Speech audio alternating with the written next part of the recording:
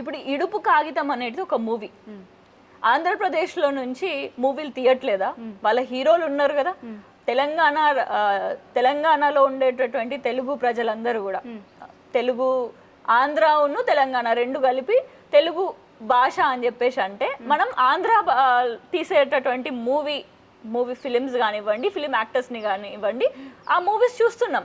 చర్చ లేదు. కానీ ఇప్పుడు ఒక ఇడుపు కాగితం అని తెలంగాణ భాషతోటి, తెలంగాణ యాసతోటి ఒక చిత్రం వస్తుంది అని అంటే డిస్కషన్ ఎందుకు వస్తుంది అసలు?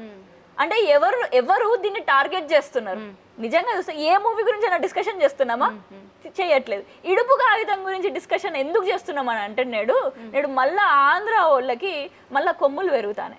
దానికి గల కారణం ఏంటంటే ప్రభుత్వాలు కూడా కారణమే అయితే. ఎందుకంటే 10 సంవత్సరాలు బీఆర్ఎస్ పార్టీ అధికారంలో ఉన్నప్పుడు బతుకమ్మ పాటలు కానివ్వండి, ఎలాంటి వైభవాలన్నీ కానివ్వండి, బోనాల పండుగ కానివ్వండి, అవన్నీ అంతర్జాతీయ స్థాయిలో మనం సెలబ్రేట్ చేసుకున్నాం.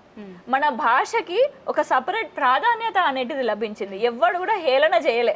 కానీ ఇప్పుడు దొందుగా ఈ టీడీపీ తోటి, అదే టీడీపీ నుంచి వచ్చినటువంటి రేవంత్ రెడ్డి గారు, మరి వాళ్ళ గురువు శిష్యుల మధ్యలో ఉన్నటువంటి బాండింగ్ ఏంటిదో నాకు తెలియదు. కానీ ఆ బాండింగ్ వల్లనే ఆ చూసే చూపులు అనేటివి మారిపోతున్నాయి. ఇప్పుడు ఆంధ్రప్రదేశ్ వాళ్ళు మన చిత్రం గురించి, తెలంగాణ నుంచి వచ్చేటటువంటి ఒక గొప్ప చిత్రం గురించి మాట్లాడడానికి ఎవరిచ్చిళ్ళు అధికారం అసలు?